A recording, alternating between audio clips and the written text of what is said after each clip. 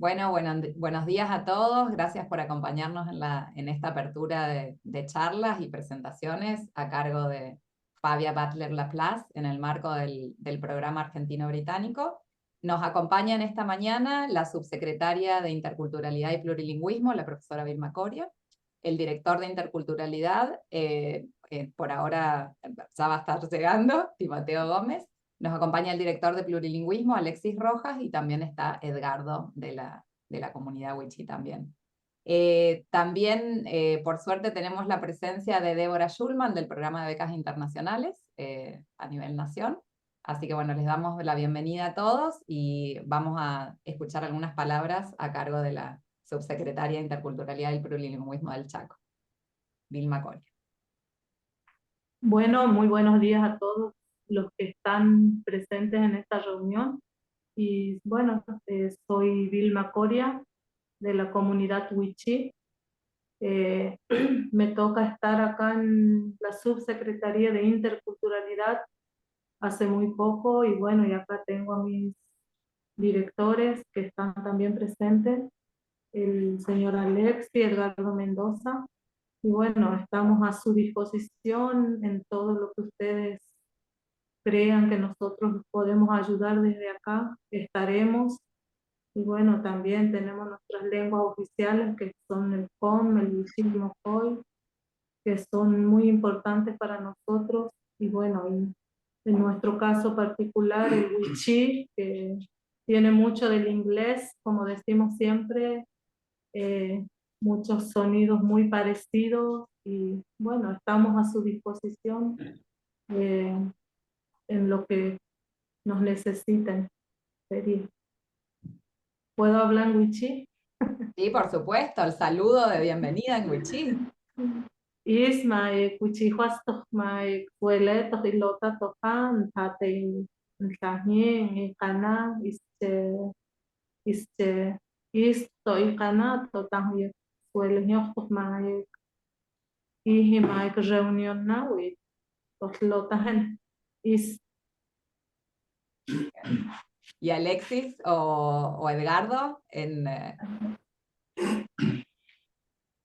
Bueno, New Inata, Ahote Amen Stepame, the Hit of Company, with this totally one hand, Doyon Wito, Sam say, Uchislahi, Tane, en el castellano, Edgardo Mendoza, como director en el área Fortalecimiento y Trayectoria Intercultural.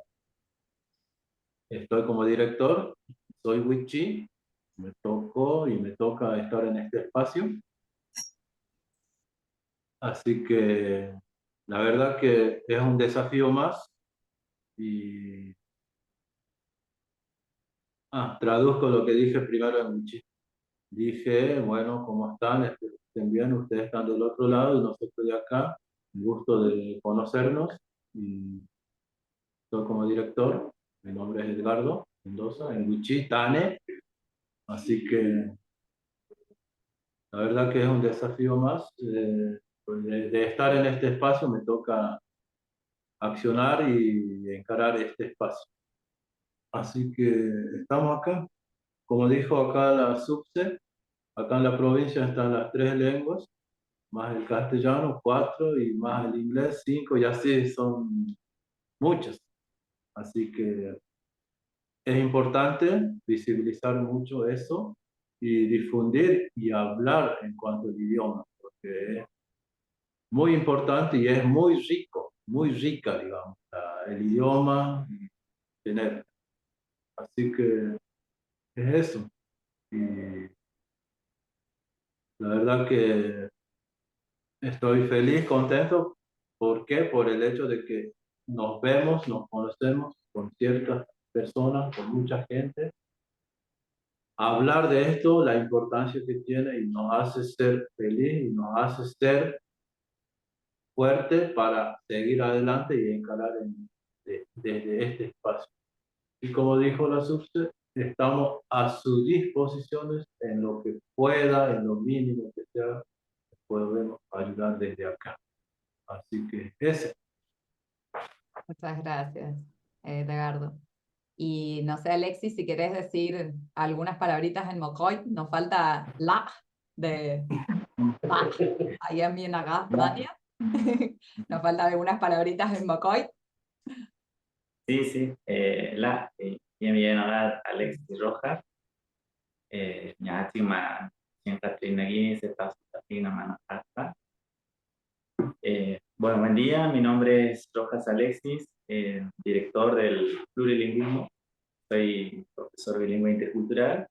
En esta oportunidad, bueno, les saludo a todos los presentes en esta reunión, en esta charla, y aprovechar lo posible a nuestra asistente de idiomas para conocer no solamente la parte lingüística, como decían los profes, los colegas aquí, que nuestra provincia está oficializada en los idiomas de los pueblos originarios, también otras lenguas que están dentro de la currícula, y hoy en día entendemos también que no solamente es el hablar el idioma, sino que todo lo que significa el hablar el idioma, la historia, la cosmovisión, forma de pensar, valores culturales dentro de ese idioma, y es muy importante también abordar ese tema.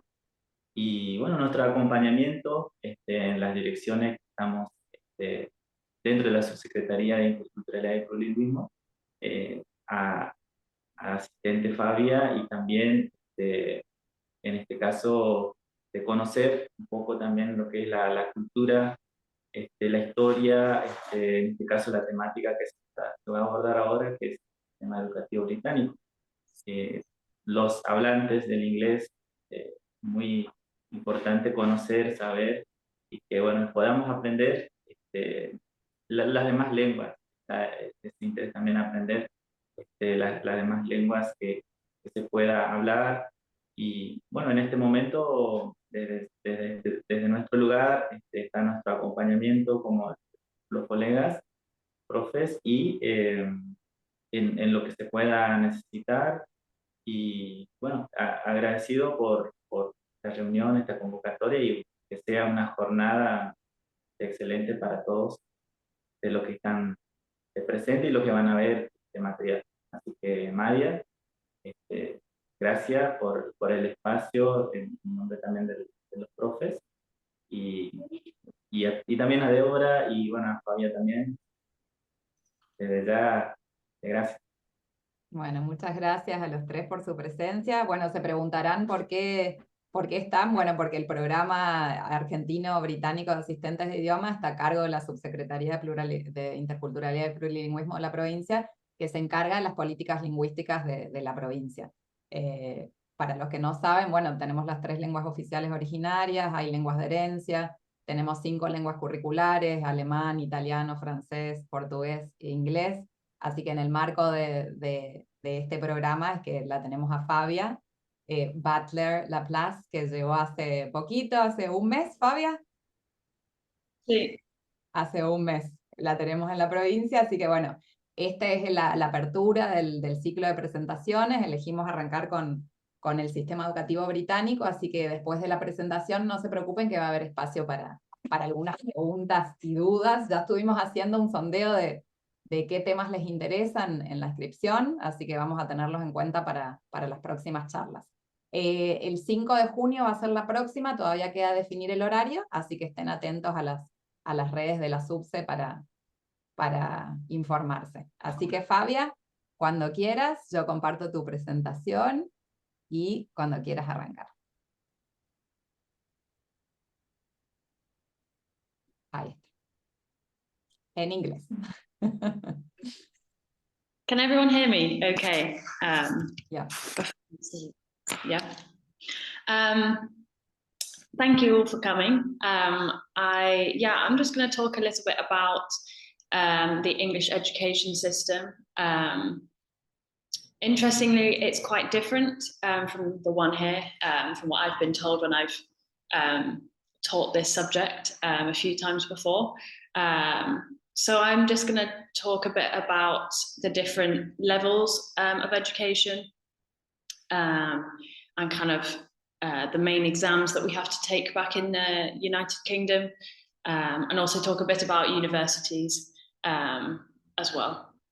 So, yeah.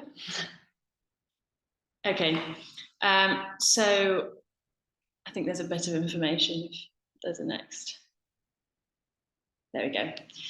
So the education system, I mean, mainly is split into 4 different parts. I mean, we have what we call preschool as well, which you might know kindergarten, the American term, but in the UK we call this preschool. But then the 4 main, I guess, parts are primary school from ages 5 to 11, secondary school from ages 11 to 16. Then we have what we call further education, which is 2 years, from age 16 to age 18. And then we have higher education, so university and stuff like that, from age 18 and above. It is every child in the UK legally has to attend primary and secondary school. So every child in the UK has to be in education from age 5 until age 16. You will either go to a state school, so a government-run school, or a public or private school. It's the same name, but I'll explain the differences more later on in the presentation. And something that's quite different to here, the typical hours of the school day. So you'll start at 9 in the morning, and then you'll have maybe an hour for lunch around 12, so 12 till 1, and then you'll finish your school day at 3:15.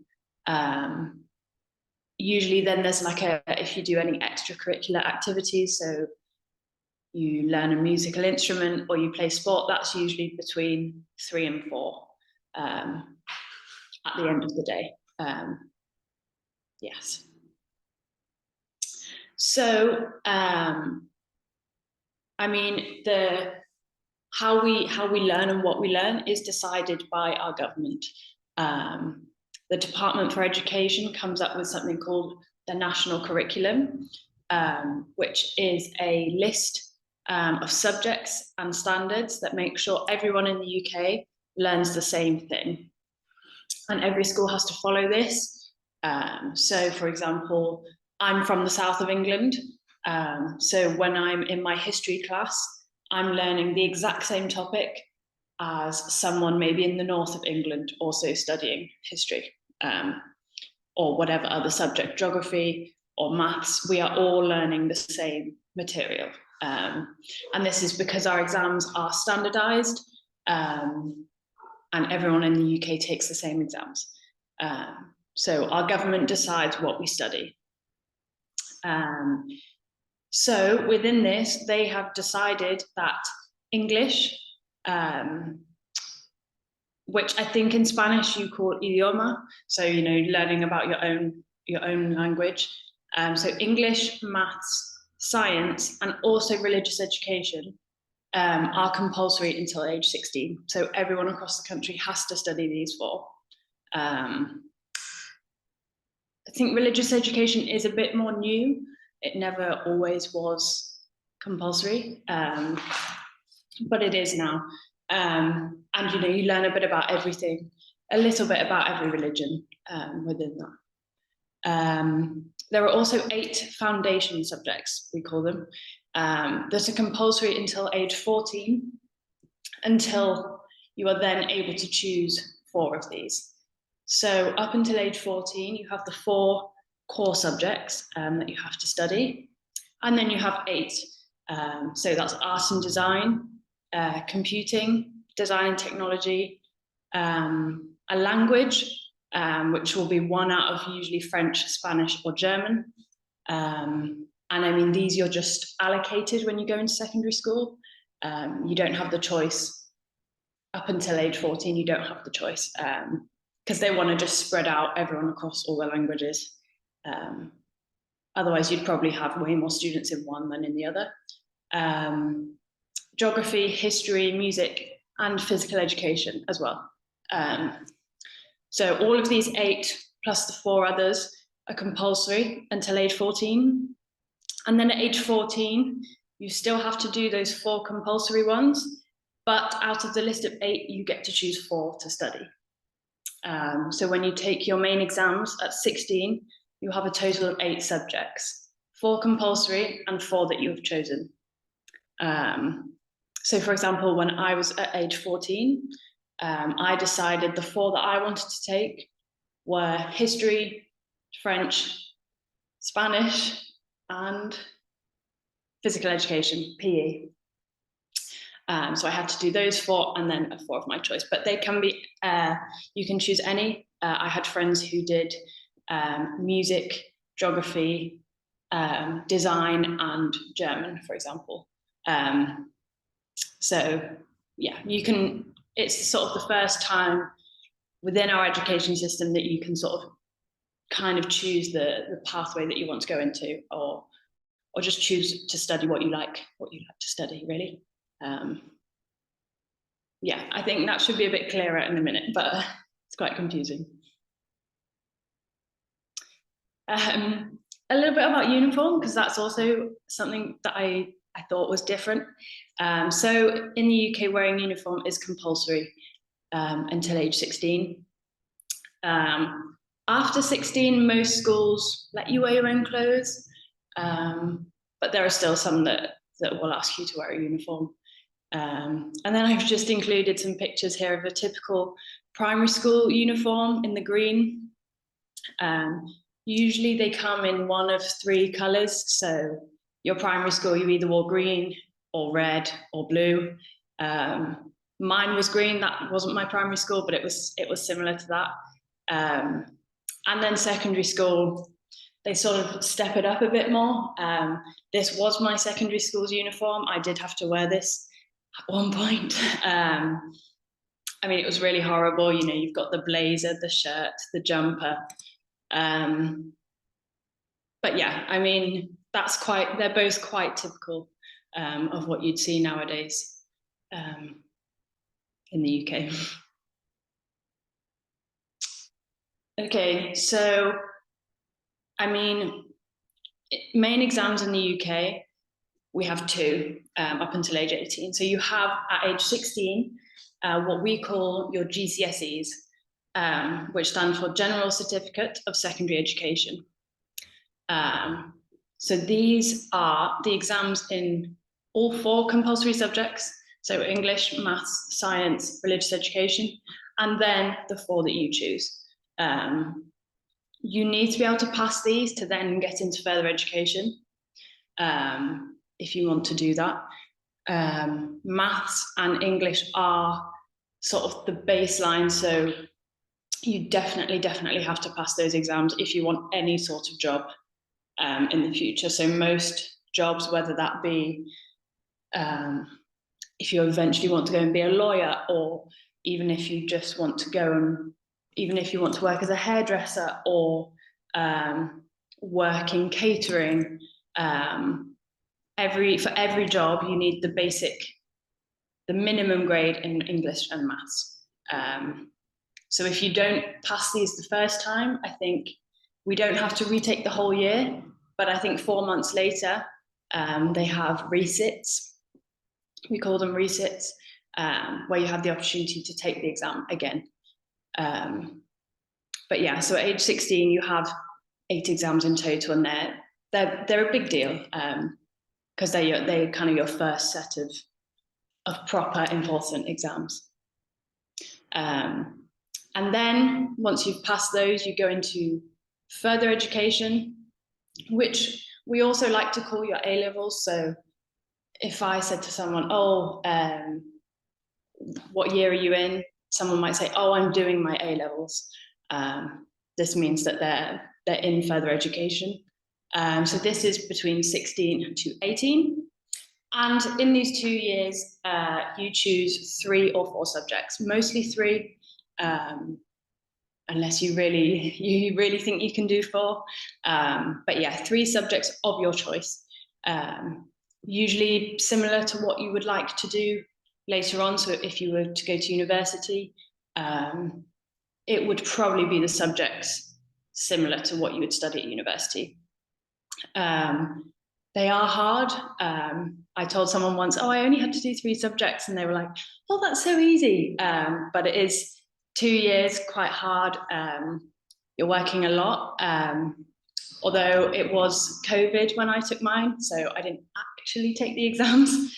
But in theory, they are really hard. And there is lots of content. And there's assessments done all throughout the 2 years as well. Again, as I said before, if you're going to university, these are based off of how you get in. So the better you do, the higher your chances that you'll get into your university top choices, and that you'll be considered for a place at university. Yeah. Okay, so I mean, I'm just trying to go in order. So at this point now, further education is done. You now are free to do whatever you want. You can either choose to go to university, or you do a vocational course to become an electrician, a hairdresser, anything you want, really. You can work in a restaurant, you don't have to do anything else. So all of this now is optional. But if you do decide to go to university, you'll choose a course, and they typically last 3 or 4 years, with the option, again, to do a master's or a PhD after that as well. Usually most courses are 3 years. If you study a language in the UK, your 3rd year at university, you have to go and complete a compulsory year abroad, which is why I'm now here in Argentina, because I study, I study at university, I study history and modern languages. Within the modern languages, I got to choose French and Spanish. Therefore, I'm in my 3rd year now, and I have to spend that in a country, in a French or Spanish speaking country. If you do business as well, maybe you will have a placement year where you go out and you do a year's worth of work experience. So these are the cases where it's probably more likely to be 4 years than 3. I think medicine is 5 or 6, but most general degrees are 3 years. There's an option to do a dual degree, which combines 2 subjects. And currently, this is a really popular option for students.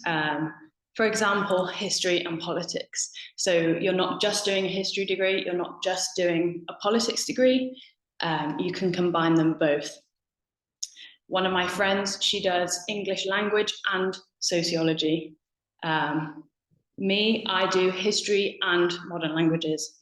And because we don't have careers as such like you do here,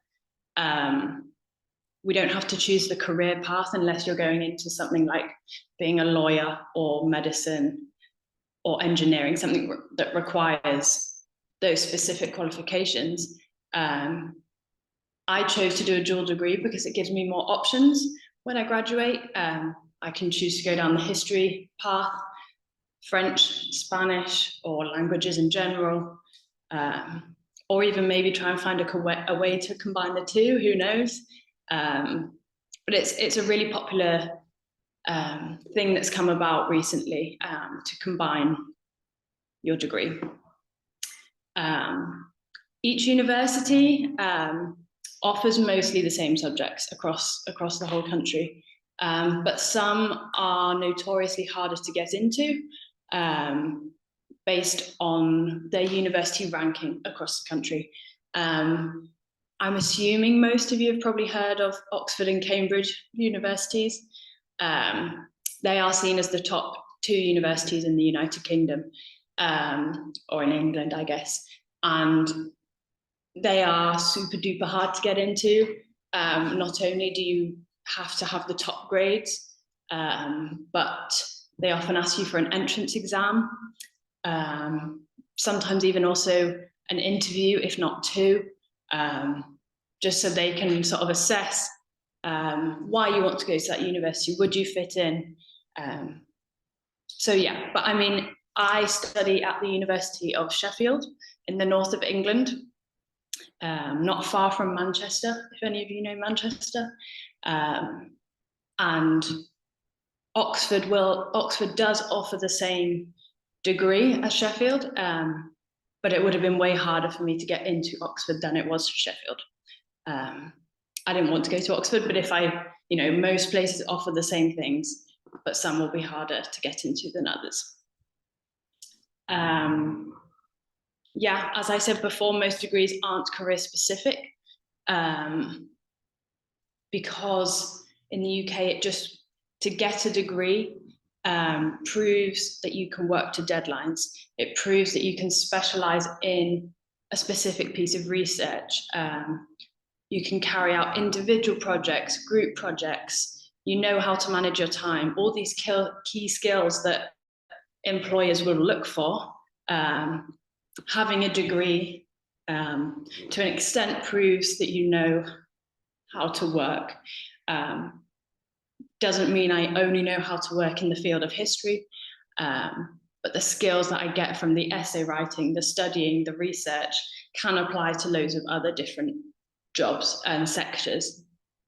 For example, my mum, when she was at university, she studied history, but now she works in market research.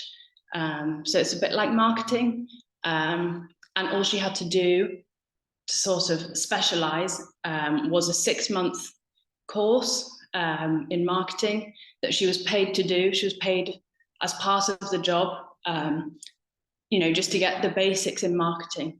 But she got the job because of what she could prove that she could do from her history degree. So they're not related, but obviously it's different if you want to be a doctor. I couldn't be a doctor with my history and languages degree, of course.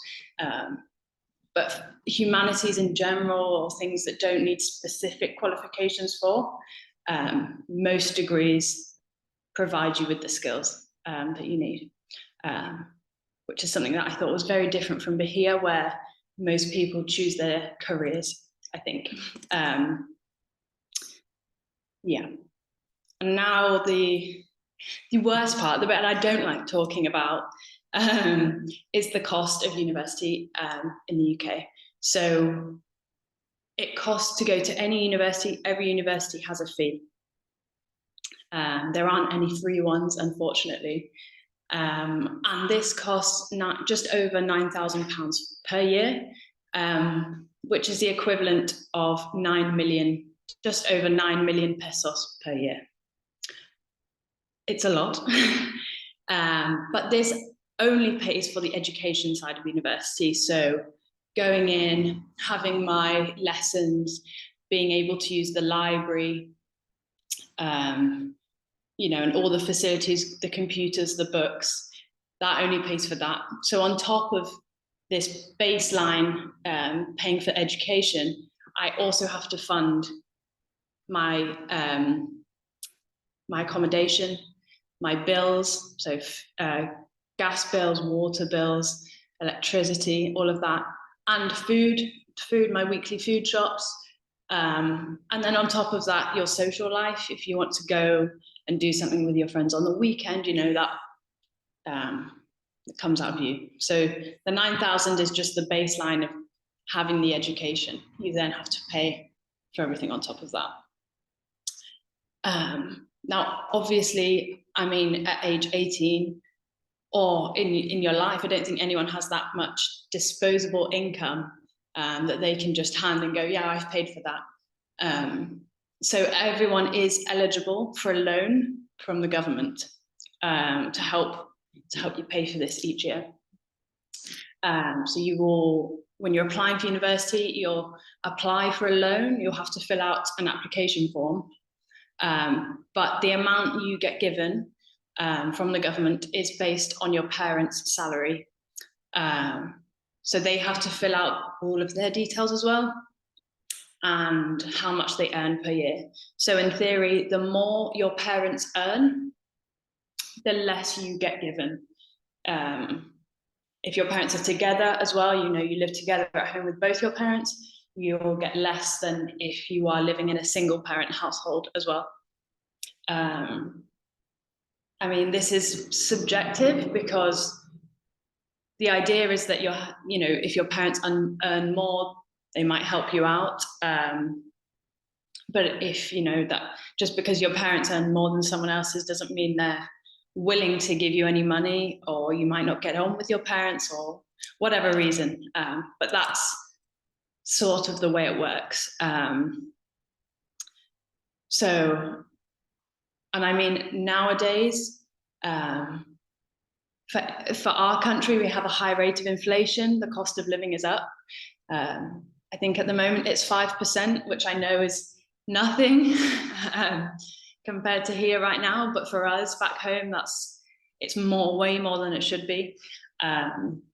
So, I mean, the loan that I get barely covers my accommodation alone. So most students will have a part-time job as well, to help pay for everything else on top of this. So it's a lot. And you have to start paying this loan back once you earn over a certain salary. When you've graduated, you've got a job, and you'll have to pay back everything that you got given by the government, as well as paying interest every year that you have to pay this back. So I'm trying not to think about that. But if you want to go to university, you have no choice. And unfortunately, it does put a lot of people off, because even though you might get a loan, you come out of university in thousands of pounds of debt, which just isn't ideal. But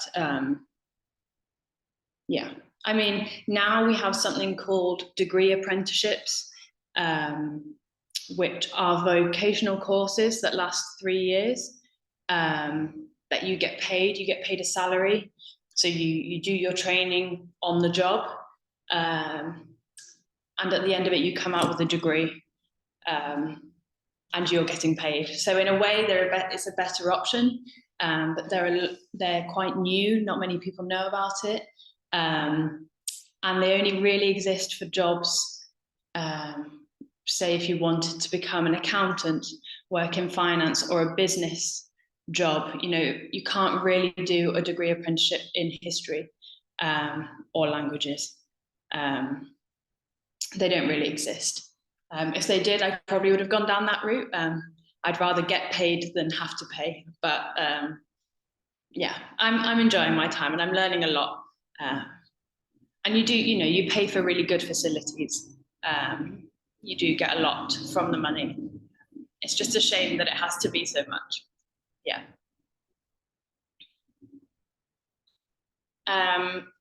Now, just a little bit of I just wanted to clarify the difference a bit between public and private schools versus state schools. So for us, public schools and private schools are the same thing.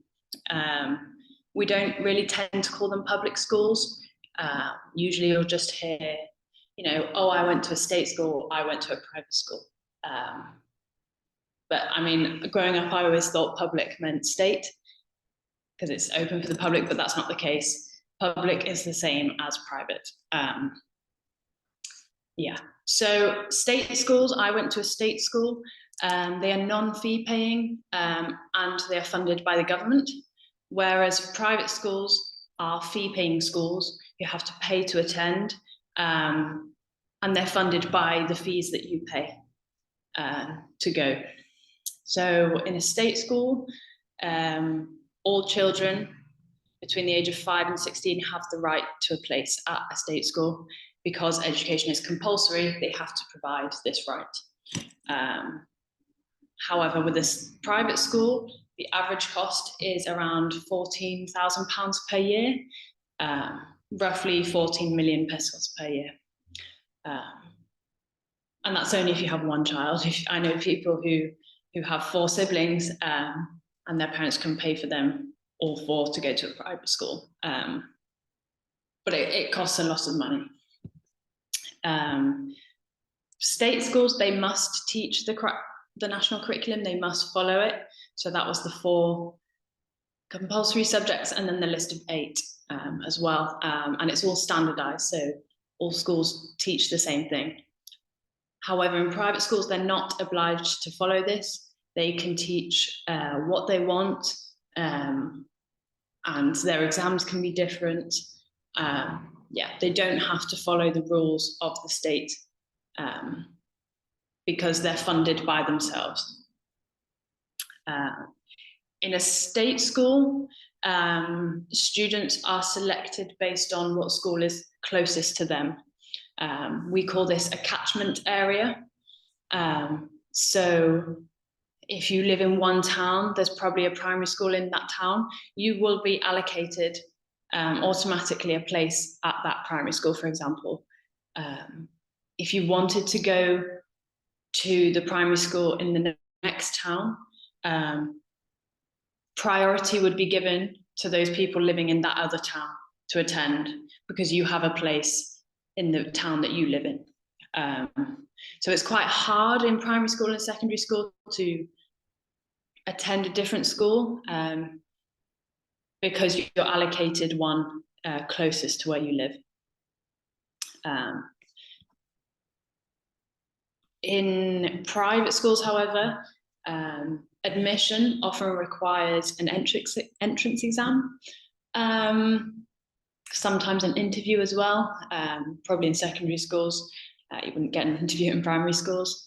And often scholarships are given for sports abilities or music abilities, which is not the case in state schools at all.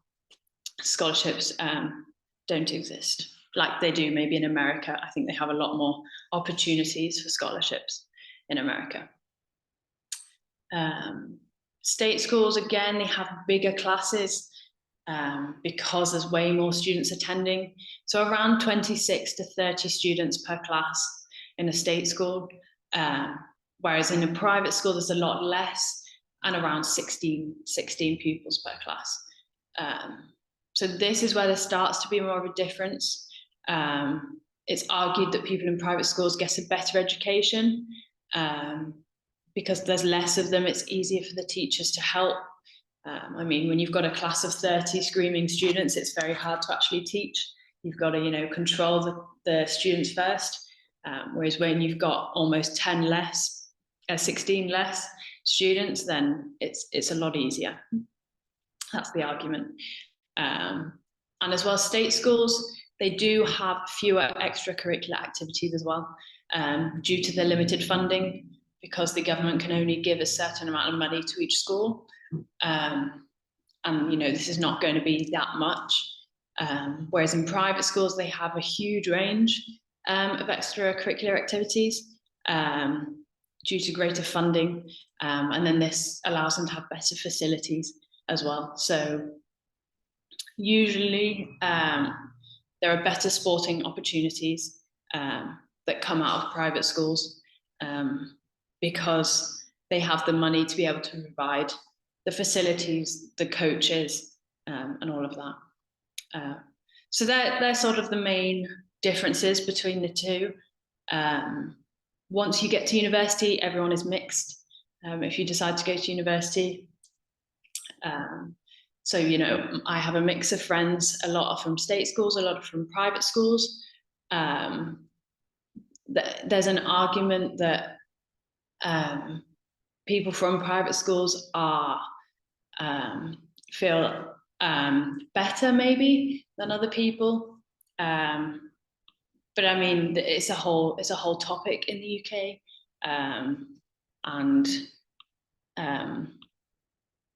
I mean, people that I've met from private schools are absolutely lovely. There's nothing, they're still people. But I guess the argument is people from private schools will only grow up around people similar to themselves. Because to get into a private school, you have to be wealthy, you have to have money. So you're all roughly from the same social class. Whereas when you go to a private school, you're really with a whole mix of people. which I really liked. You get to learn loads about different people, their cultures, whereas it's seen maybe in more private schools, you're only really surrounded by people of your own culture. Obviously, this is not always the case, but that's sort of what people argue the differences are. But I mean, I think the statistics are that around 90% of people in the UK go to state schools anyway. So the majority do, but there are certain that have enough money to attend a private school. Yeah. Now I've just got some common, I guess, vocabulary I wanted to go through. I've probably said a few of these words, just wanted to explain them a bit more in case you had any confusion. I mean, these two you've probably all heard of. To pass an exam, to do well in an exam, usually you have to get over 50%. Anything over 50% you've passed. And then anything under 50%, you've probably failed the exam, so you've done badly. Yes. Then, I don't know if you would have heard this before, we say a lot in the UK, if you have an exam, oh, I need to sit for this exam. I need to sit this exam tomorrow. It just means to take an exam. I don't know why we say sit. Probably because we don't do any exams standing up, I don't know. But that's something we all say common. Are you free tomorrow? Oh no, sorry, I've got to sit an exam.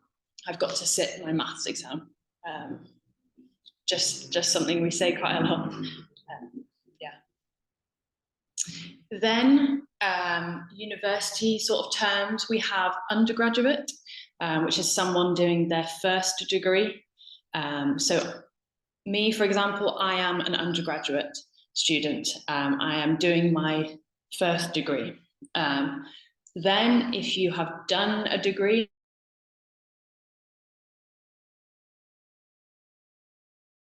you are called a postgraduate. You've already completed one and you're doing another. So we have undergraduate and postgraduate.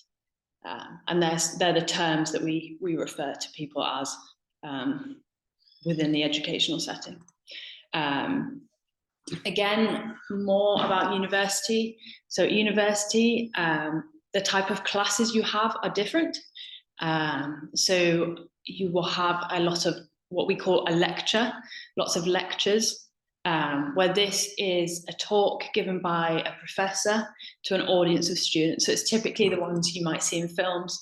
You've got a professor at the front, and then all on the sides, you have hundreds of students sat there listening, taking notes. That's what we call a lecture. Then usually, following on from this, in the lectures, you'll learn about a subject, learn about a topic that you're doing that week. And then the next day, maybe, or a few days later, you'll have what we call a seminar.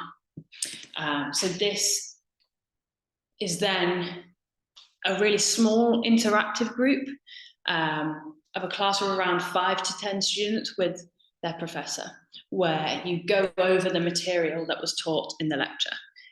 You have a chance for discussion, it's activity-led, and this is where you get to talk, share your ideas, explain things, whereas the lecture, you don't really have that opportunity because there's so many of you. It's more just you sit, you listen, you absorb knowledge, you take notes. You go home, you probably have to do some research, and then you attend your seminar, which is where you get to discuss all these ideas. So they're the two main things we have. So, oh, this morning I've got a lecture, and then I've got to go to my seminar later on. We use those all the time. Then we have, in the UK, we call it a dissertation. I think in America, they call it a thesis. I think there's a slight difference, but they're roughly the same thing. So it's a long piece of academic writing based on your own research of a particular topic. You submit it it's the last thing that you submit in your degree. It's usually around 10,000 words. It's seen as a really big final piece of work. You have to do lots of research. You work with a supervisor, and you get to present this your big piece of work at the end. And it's a big a summary, not a summary, but it's about research that you've initiated. You've gone out, you've done all the work for, you've written it up, and it's the final thing that you do at university. So when I go back next year, me personally, for my final year, in a year's time, I will have submitted my dissertation. All my friends back at home now are doing theirs currently, and they're all really stressed. And I'm here going, oh, I'm just gonna have to do it in a year. But yeah, we call it a dissertation, but you might have heard the word thesis, which I think is American, and it's pretty much the same thing.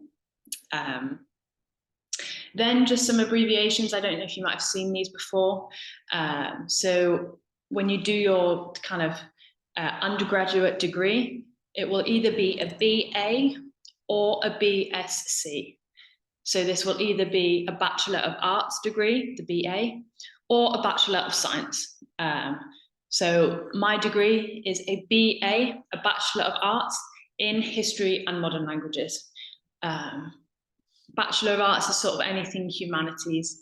However, if you do medicine or science or economics or psychology, you'll get a BSc, a Bachelor of Science. And that's what we call them. And then obviously it just changes if you do a master's. Instead of a BA, it's an MA, a Masters of Arts, or an MSc, Masters of Science. So you'll see that on your certificate.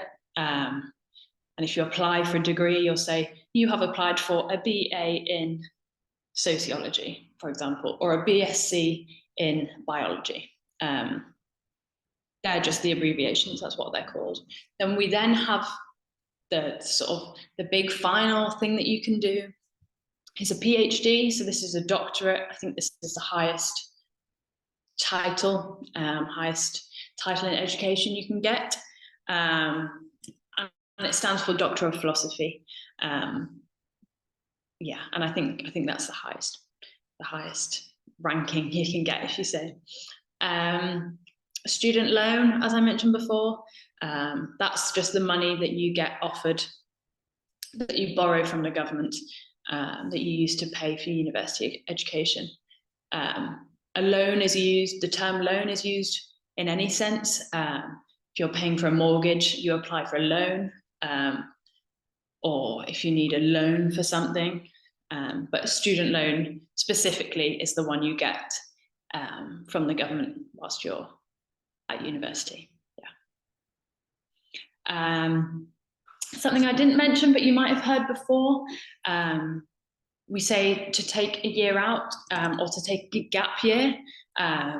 This usually is the year that you finish your A-levels, your further education. So at age 18, a lot of my friends took a year out. A lot of them took a gap year. And this just means they didn't go to university straight away. They spent a year working, or traveling before they started university. It's quite common in the UK for people to take a gap year.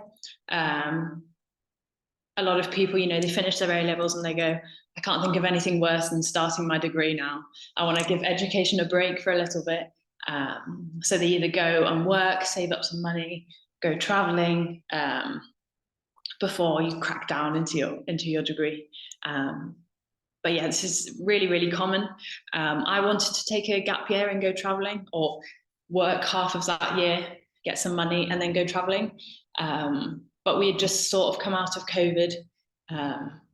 So it wasn't going to be a good idea. I didn't want to go out and then get stranded somewhere if, COVID crept back in. So hopefully maybe I'll do one after I finish my degree. But yeah, no, it's hugely common in the UK for people to take a year out or take a gap year. It's the same thing. Yeah. And then just to end really, just an example of my educational timeline up until now. So I'm currently 21. I was born in 2003. So I started primary school in 2007. So I was turning 5 because in the UK our school years go from September through to July because our seasons are inverted. So I started in September 2007, started primary school, and then I finished in 2014. Then in 2014, I went to secondary school. And so when I did my GCSEs, I studied English, math, science, religious education. And then, as I said before, I chose history, French, Spanish, and PE, physical education. So that was, yeah, we call them your GCSEs or your secondary school. It's the same thing. I finished my GCSEs in 2019, July 2019. And then in September, I started my A-levels at age 16. Well, I was turning 17, but I was 16 at the time. And the 3 subjects that I chose were history, French, and sociology. And yeah, so they're just the 3 subjects that you choose. Then I was obviously looking in my final year, looking and applying for universities. And in September 2021, I started my university undergraduate course at the University of Sheffield. My degree title is a BA in History and Modern Languages. Due to finish next year, in a year's time, in June 2025. So that's roughly what your, if you're living in the UK, if you're born in the UK, roughly what your timeline will look like. University, obviously that depends. You might just go straight into a job. You might go to university. You might go traveling, whatever. But yeah, that was just my timeline so far I just, wanted to put it in a perspective of how long really it is. And I think that's the final slide. Yeah. Thank you for listening. I hope you learned something. I think now we can have questions maybe. I can see there's a few in the chat. But I don't know how you want to work that. Morning, everyone. So we've got students from everywhere, teachers and students from everywhere in Chaco. So some Taco Pozo, Barranqueras, Colonia Lisa. And some of you asked a few questions here in the chat room. There was something related to a loan. I don't know if you want to ask something while I search for the question. What's the credit rate for that loan? Sonia Gonzalez was asking, related to loans. I'm not entirely sure. I know that anyone can get one because we're so young. We don't really have a credit score at age 18. So anyone's eligible to apply. And then the interest rate does, it's constantly changing, especially at the moment. I can't remember, I'm sorry, I can't remember what it is currently. But you do have to pay the interest on it once you have to start paying it back. You do get charged interest, fortunately. What about the other ones? Hi, Chave. I see some people. I used to study with Chavela. And what about the others? You can turn on your camera and you can ask any questions, or you can type them in the chat box. Analia. Hi there.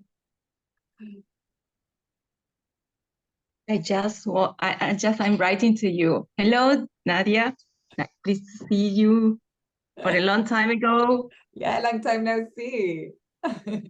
So we've got some, at least in the UK, public education is not the same as state education. In the States, they are different, but when we say public education in the UK, that doesn't mean educación pública, so be careful with that.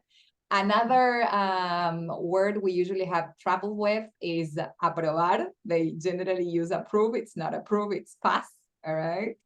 So, Fabia, can you think of any idioms related to passing? Like when you do really extremely well? Or a colloquial expression when you fail in an exam? Yeah, I mean, if you were between friends, maybe if you come out of the exam, you go, oh, how was it? Oh, I smashed it. Nice. I think I smashed it. That means, yeah, I think I did really, really well. Smashed it out the park, we say. Yeah, that's something to say. Yeah, we did that. I did it really well. To fail, because in the States they usually say flunk. I flunked it when yeah. I fail, but I'm not Yeah. sure if you use it as well. No, we don't really use that term. We probably use a swear word, so I don't know if I'm allowed to say that on here. Don't worry. But we probably use a swear word. It. All right. Yeah. Okay, good. And anyone, we've got teachers everywhere. Some of them are Superior Juan Mandoni. Okay, so we've got some teachers from teacher training colleges in Chaco. So would you like, if you are afraid of speaking, it says, what Ezequiel is asking, what are the main subjects in primary school?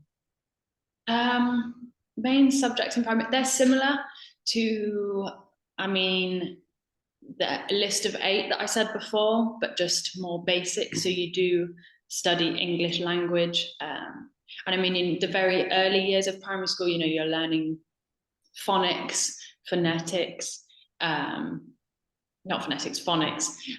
You're learning handwriting and how to read, how to write.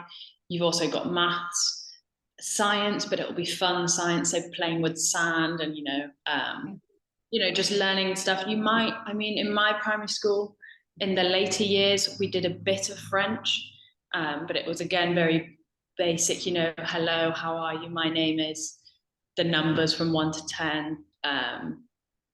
And then you do art as well. So roughly the same, but just dialed down to primary school ability, really. Okay. There's someone saying, hello, Fabia, I'm a student at San Fernando Rey. Yesterday you mentioned that if you are a foreign student at university, you pay twice the fee. Yeah. Yeah. A foreign student. Yes.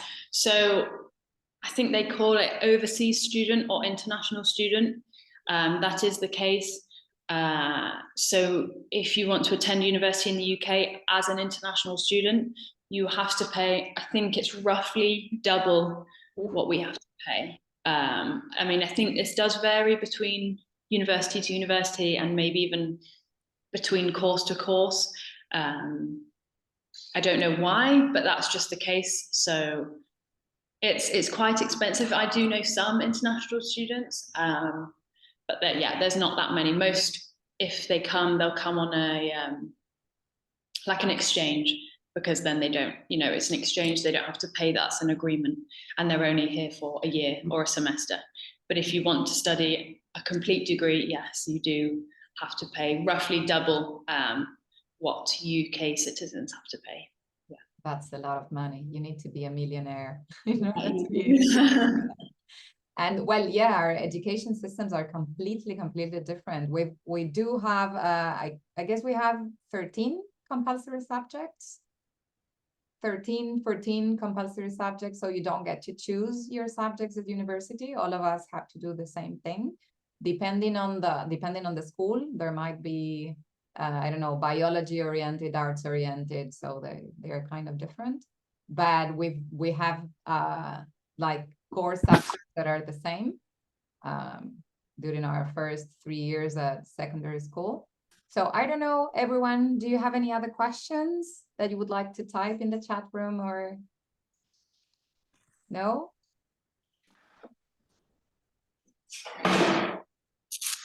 All right. There's Ezequiel here. I don't know if Fabia. Yes. There Sorry. you are. No, I thought you're. Ezequiel says some words are difficult to find an equivalent in English. Good morning. I have Yeah, Florencia? Good morning. Morning. Yes, that's me. Hello, everybody. How are you? I have a question related to the national curriculum. You said before that private schools don't follow the national curriculum as state schools do. What's the difference when it comes to the exams? Do you have to prepare everything regardless of going to a private school? Yeah, I mean, so you'll take exams that are similar. It just means that the material might be different. And the way that it's marked and graded is different as well. So when you go to a state school, say I was doing my maths exam, all across the country, everyone is doing that maths exam at the same time on the same day. So on Monday the 15th, I don't know, everyone has their maths exam at 9 a.m. This is so then everyone gets given the same paper, and you can't then tell your friends a week later, oh, this is what's going to be on the paper.